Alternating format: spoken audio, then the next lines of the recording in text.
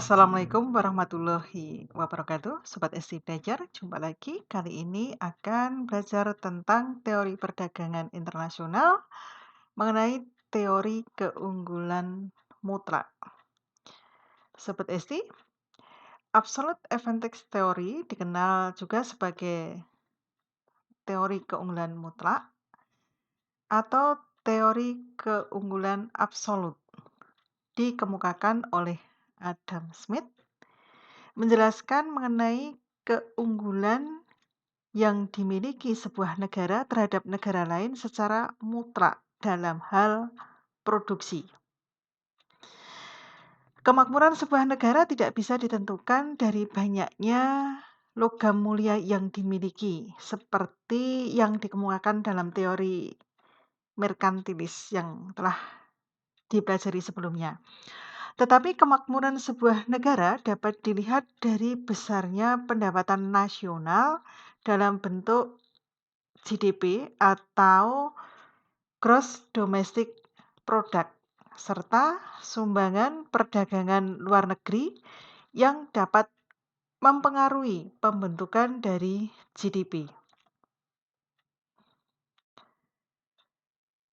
Teori keunggulan mutlak dipelopori oleh Adam Smith dijelaskan bahwa suatu negara akan memperoleh manfaat perdagangan karena melakukan spesialisasi produksi dan mengekspor barang jika negara tersebut memiliki keunggulan mutlak dan mengimpor barang jika negara tersebut tidak memiliki keunggulan mutlak. Sobat SI, ada beberapa asumsi dasar teori keunggulan mutlak atau absolut. Yang pertama adalah faktor produksi yang digunakan hanya tenaga kerja. Kualitas barang yang diproduksi oleh kedua negara adalah sama. Pertukaran dilakukan secara barter. Biaya transportasi diabaikan. Nah, Sobat SI, perhatikan contoh di sini dalam tabel ada negara hijau dan negara merah. Produksi barang yang dihasilkan berupa beras dan kain. Untuk negara hijau memproduksi beras sebanyak 12 kilo dan 3 meter kain. Untuk negara merah 4 kg beras dan 8 meter kain. Untuk negara hijau, dasar tukar dalam negeri 4 kg beras sama dengan 3 meter kain. Atau 1 kg beras sama dengan 1/4 meter kain. Sedangkan untuk negara merah, dasar tukar dalam negeri atau DTDN, setengah kilogram beras sama dengan 1 meter kain atau 1 kilogram beras sama dengan 2 meter kain. Tenaga kerja negara hijau memiliki keunggulan mutlak dalam produksi beras, yaitu 12 kg.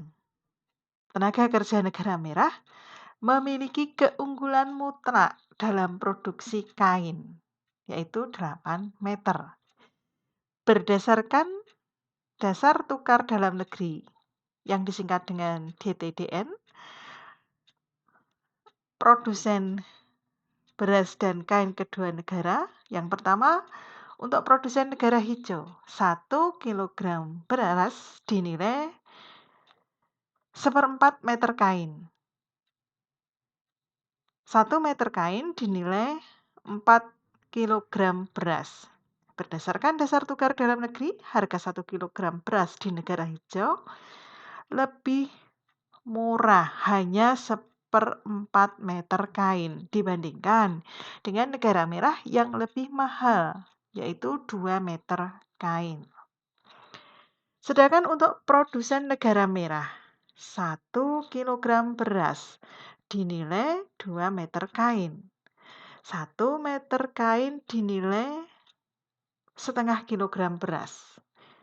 Berdasarkan dasar tukar dalam negeri. Harga 1 meter kain di negara merah lebih murah, hanya setengah kilogram beras, dibandingkan dengan negara hijau yang lebih mahal, 4 kilogram beras. Seperti sih kesimpulannya, berdasarkan perbandingan DTDN, negara hijau memiliki keunggulan mutlak produksi beras, sehingga akan melakukan spesialisasi produksi dan melakukan ekspor beras ke negara merah. Sebaliknya, negara hijau akan mengimpor kain dari negara merah. Negara merah memiliki keunggulan mutlak produksi kain, sehingga akan melakukan spesialisasi produksi dan melakukan ekspor kain ke negara hijau. Sebaliknya, negara merah akan mengimpor beras dari negara hijau. Sobat Esi, terima kasih atas kebersamaannya dan telah menyaksikan video ini. Sampai jumpa dengan video Esti Belajar berikutnya. Wassalamualaikum warahmatullahi wabarakatuh.